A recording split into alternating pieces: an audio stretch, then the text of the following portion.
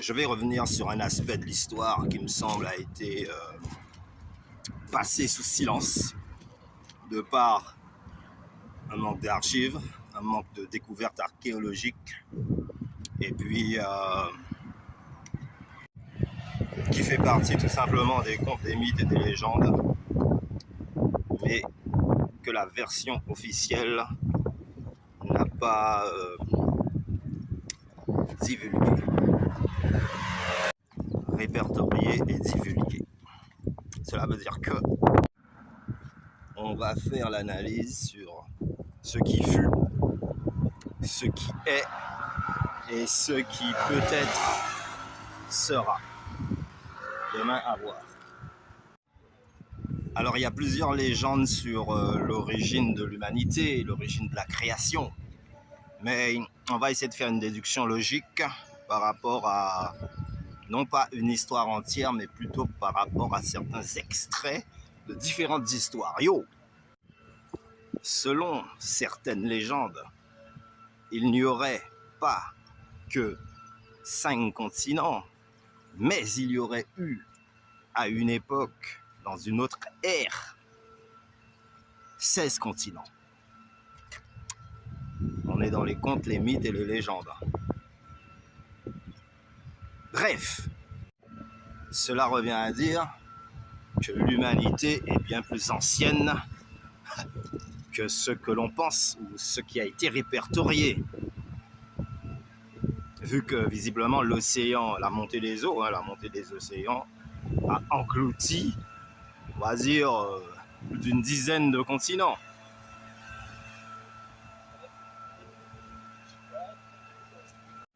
Et par la même occasion, les archives ont disparu, puisqu'il n'y a absolument aucune trace. Donc, si on remonte à 55 millions d'années, 100 millions d'années, il ne resterait plus aucune trace des civilisations précédentes, même si elles auraient pu avoir atteint un degré de modernisme, de technologie très avancé ou ultra moderne. Mais, comme dans toute chose, certaines connaissances ont pu se transmettre de façon mentale, sur une base de réflexion intelligente. Et maintenant, on découvre sous l'océan, on découvre un petit peu partout autour du monde différentes constructions datées de près de 50 000 ans, 70 000 ans. Donc, mais vous imaginez bien que si, depuis à cette époque, les connaissances étaient déjà aussi avancées en matière d'élaboration constructive, et ce qui nous reste aujourd'hui, c'est les pacotilles, c'est vraiment les résidus, c'est les miettes de cette science que ces anciens-là, ces ancêtres-là, avaient mis au point. C'est pour ça que lorsqu'on entend parler des pyramides, c'était une civilisation mondiale, puisqu'on retrouve des pyramides un petit peu partout, au pôle Nord, en Antarctique, en Alaska. Il y a aussi des tunnels, des constructions, des villes souterraines carrément, à plus de 200-300 mètres sous terre. Donc c'est des vrais bunkers préhistoriques. À tel point qu'on a du mal à penser que ce sont les humains qui ont construit ça.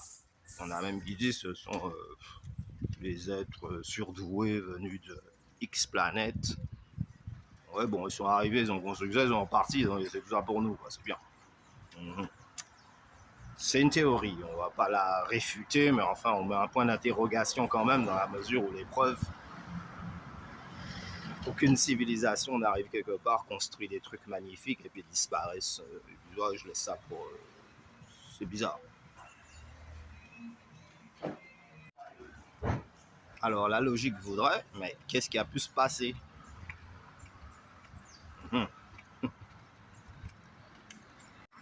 C'est deux solutions. Soit que, effectivement, ils avaient atteint un degré de perfectionnement très avancé. Yes, I. Bien propre. Et puis, à mon avis, ils ont été un petit peu trop loin. Et ça leur a explosé à la figure, quoi. Ou, au point de départ, on était sur une société pacifique, soit que, entre eux, il y a commencé à avoir de la discorde, donc certains groupes se sont éclatés, ont préféré faire bande à part, et s'en ont allés très loin, voire ailleurs, sur la planète Terre, s'ils trouvaient un coin paisible, ne voulant plus faire partie de l'ancienne tribu. Supposition. Ou alors, d'autres humains venus de d'autres contrées se sont entrecroisés, entrechoqués, ont plus ou moins pillé justement les connaissances et les richesses de ces peuples-là qui étaient du genre plus pacifique qu'autre chose, traditionnel. Donc on va les appeler la civilisation primordiale. Ce qui revient à dire que depuis la préhistoire, l'homme a évolué beaucoup plus vite au niveau technologie, au niveau compréhension de son environnement, de l'univers. Et en tout cas, de l'espace qui les entoure. Et sont très très... On peut supposer qu'ils ont resté très très peu de temps dans la préhistoire. Voire même que, en arrivant sur la planète Terre, ils avaient déjà compris le truc. Et de façon innée, de façon complètement aléatoire. On pourrait pratiquement dire que plus une société, une civilisation avance dans la technologie, et plus au fil du temps, elle se retrouve coincée dans une voie sans issue. C'est-à-dire que la civilisation moderne arrive peut-être à son terme. Ce qui veut dire que même si une civilisation est très avancée, elle peut être amenée à disparaître, soit par catastrophe naturelle, cyclone, tremblement de terre, astéroïdes, effondrement de la croûte terrestre ou déplacement de la croûte terrestre, enfin bref, possible et imaginable de catastrophe qui peut être de faire en sorte, changement climatique, d'être un terme, ou en tout cas un stop, un frein ou occasionner un changement de direction de la technologie, mais par rapport aux catastrophes endurées au fil du temps. C'est ce qui s'est peut-être passé concernant les habitants de l'Atlantide, qui étaient une civilisation mondiale, où les connaissances se transmettaient de continent à continent, d'île en île, et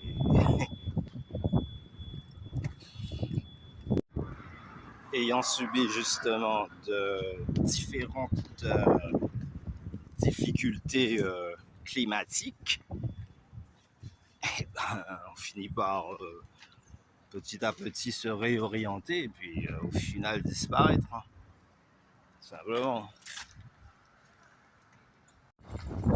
Ouais, c'est le problème des civilisations anciennes qui ont disparu sans qu'on sache vraiment la cause, le comment et le pourquoi.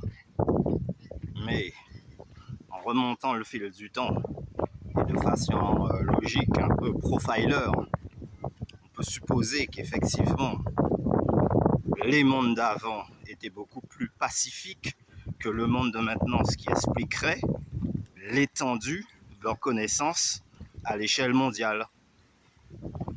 Si jamais c'était des peuples, déjà arriérés d'esprit, bah, ils n'auraient rien pu élaborer d'aussi fin, d'aussi perfectionné. Maintenant, ces mêmes peuples ont transmis leur savoir, mais au fil des millénaires,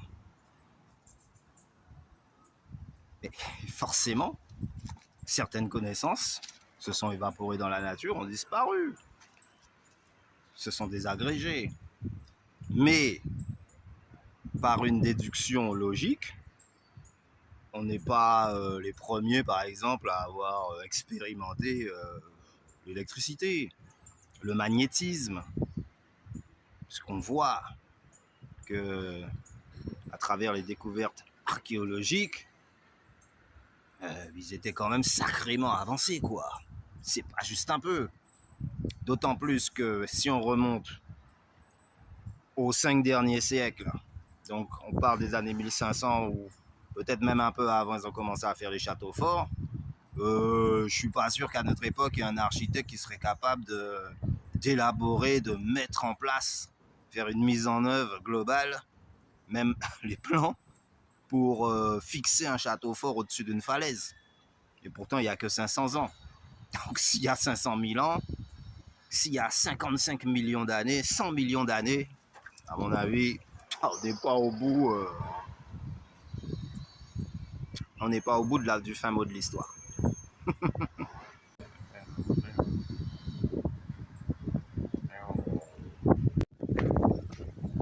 Si on repart effectivement sur le fait que il y a 100 millions d'années, il y avait une civilisation mondiale sur la planète Terre et que leurs connaissances se sont étendues parmi différents peuples, la logique voudrait que les pyramides d'Égypte sont juste les derniers vestiges de ces civilisations anciennes, de ces civilisations primordiales qui, justement, tout était basé sur l'esprit et tout était basé sur le sacré. C'est-à-dire, il pleuvait, c'était grâce au ciel, l'orage, c'était grâce au ciel. Enfin, tout avait un caractère sacré. L'élaboration des... Bah, ils ont vite compris que tout était réglé par cycle, le jour, la nuit, et ainsi de suite. Donc par une déduction logique qui n'avait rien à voir à une intelligence poussée, par une simple déduction, les gars ils sont arrivés à une conclusion géniale. Un peu comme un musicien qui n'a jamais appris aucun instrument, mais rien qu'en pratiquant, sans même connaître les notes, eh ben, le gars il arrive à te faire des trucs de génie, alors qu'un vrai musicien qui aurait appris les notes pendant de longues années, eh ben, il serait soit incapable d'interpréter la même chose, soit fortement étonné. Dans la logique des choses, ça devrait être l'inverse. C'est toujours celui qui a le plus étudié qui normalement est le plus calé dans ce qu'il sait faire. Et ben oui, l'exception qui confirme la règle est le fait que quelqu'un peut très bien sortir de nulle part, être petit, jeune, adulte ou plus vieux, et puis te sortir des trucs géniaux alors que jamais lui-même il a été influencé ou intéressé par ce genre de connaissances ou secteur de métier. Tout simplement. On apprend des choses. Voilà. En conclusion, ce qui m'amène à dire que la préhistoire, visiblement, n'a pas duré très longtemps. Et très tôt, les hommes ont vite compris comment fonctionnait le système solaire et se sont mis à voyager sur toute la Terre parce qu'ils ne pouvaient pas quitter le lieu où ils étaient, à supposer que rien ne les obligeait à changer de zone. Eh ben, ils se sont donné comme mission d'aller explorer toute la Terre. Ayant fait le tour de la planète, s'ils ont rencontré personne, en admettant qu'ils aient pris 3 ans ou alors 4-5 ans pour faire le tour entier de la planète et revenir à leur point de départ, quand ils sont revenus dans leur tribu, ils étaient acclamés comme des rois. Et ils ont raconté qu'ils ont fait le tour, peut-être pas le tour entier, mais une bonne partie, et qu'en fait, ils ont rencontré personne.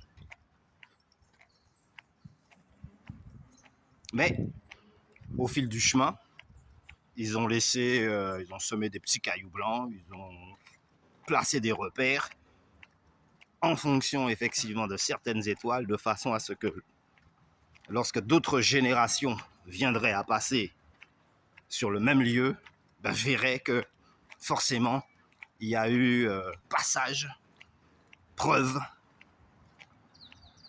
de l'existence humaine dans ce coin.